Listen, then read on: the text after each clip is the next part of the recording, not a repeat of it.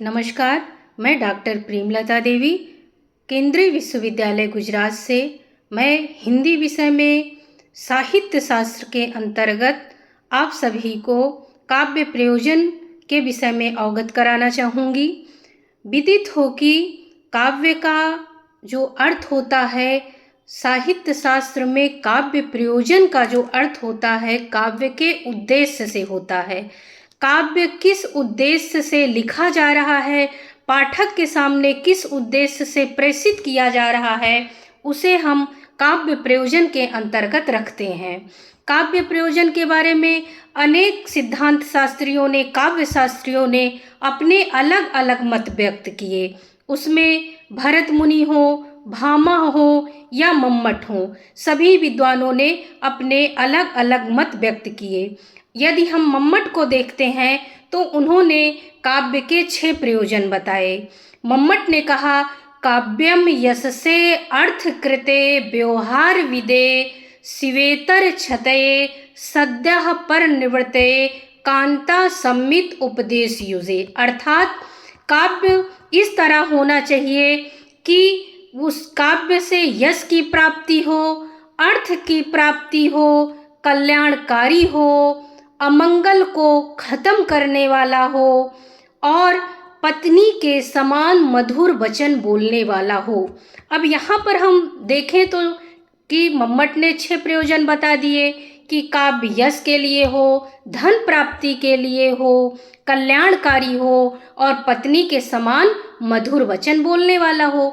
तो इसे हम किस उदाहरण के से प्रमाणित कर सकते हैं? तो हम अगर रामायण को उठा लें तो रामचरितमानस में तुलसीदास जी ने रामचरितमानस का निर्माण किया। अब एक रामचरितमानस के निर्माण से तुलसीदास जी को कितनी ख्याति मिल गई, यश की प्राप्ति हो गई, हर घर में आपको रामायण मिल जाएगी। तो उनके काव्य का प्रयोजन सिद्ध हुआ। रामचरितमानस का निर्माण करने से तुलसीदास जी घर घर में जाने लगे। अब आप उनकी बहुत सारी कृतियां सामने आई, लेकिन रामचरितमानस से ही उतना फेमस हुए। तो यहाँ पर मम्मट का यह कहना कि काव्य यश के लिए होना चाहिए, यह रामचरितमानस से प्रमाणित होता है। अर्थकृत्य का अर्थ क्या हुआ कि काव्य ऐसा होना चाहिए जिससे हमें अर्थ की प्राप्ति हो। यदि हमारी पुस्तक बहुत ही व्यवस्थित होगी, अच्छी होगी, ज्ञानवर्धक होगी, पाठकों के लिए रोचकता पूर्ण होगी, तो वह अधिक से अधिक बिकेगी और जब वह किताब अधिक प्रकाशित होगी, अधिक बिकेगी, तो उससे हमें अर्थ की प्राप्ति होगी। तो यहाँ पर सीधा सा अर्थ का उद्देश्य हो जाएगा काव्य से। तो काव्य के 2 प्रयोजन हम सिद्ध होते हुए देखते हैं। एक यश के लिए रामचरितमानस को उठा लीजिए, और अधिक से अधिक अगर कोई किताब प्रसिद्ध होती है, बिकती है, तो उससे हमारा अर्थ सिद्धि हो रही है। इसी तरह से तुलसीदास ने हनुमान बाहु की रचना किया।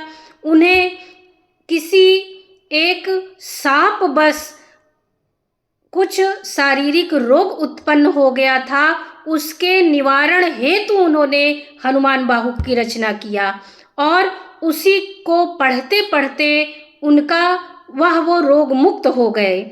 इसीलिए हनुमान बाहु को अगर हम देखते हैं तो वह अमंगल कारक चीज़ों को दूर करने में समर्थ काव्य हुआ। तो यहाँ पर मम्मट के अमंगलकारी काव्य का उद्देश्य सिद्ध होता हुआ दिखाई देता है। यह किताब, यह हनुमान बाहु की रचना अमंगल के निवारण हेतु उन्होंने लिखा था। इसी तरह से उन्होंने कहा कि कांता सम्मित उपदेश उसे, अर्थात कोई भी चीज कहते हैं कि सत्यम ब्रूयात प्रियम ब्रूयात, सत्य बोलिए, प्रिय बोलिए, और सत्य प्रिय दोनों एक साथ हो सके, अर्थात सारी जो सत्य हो, प्रिय हो और वह हितकारी हो, ऐसा होना संभव नहीं है। जो हमारे सच्चे मित्र होते हैं वह आपको भले अप्रिय लगे लेकिन ऐसे बातों से अवगत कराते हैं जिससे कि आप सीधे मार्ग पर जा सकें। ऐसा वही करेगा जो आपका सच्चा मित्र होगा, क्योंकि जो चापलूस होगा वह आपको आपकी बुराई से अवगत नहीं कराएगा। जो आपका सच्चा मित्र होगा वो सार्वजनिक रूप से आपके अवगुणों को छिपाएगा और गुणों को बताएगा तथा व्यक्तिगत रूप से आपके अवगुणों को बता करके उससे आपको मुक्त कराकर एक सही मानव बनाने की दिशा में कार्य करेगा। इसलिए काव्य के प्रयोजन को अगर हम व्यवस्थित तरीके से देखते हैं तो काव्य ऐसा ही होना चाहिए कि डिग्री बटोरकर हम ना रख लें, वह हमारे व्यक्तिगत और सामाजिक जीवन में काम आ सके, उससे हमें प्रेरणा मिल सके, हमारे जीविकोपार्जन में सहायक हो सके। ऐसे काव्य का उद्देश्य होना चाहिए, ऐसे काव्य की रचना होनी चाहिए जिसके अंतर्गत यह सारे प्रयोजन सिद्ध हो सके।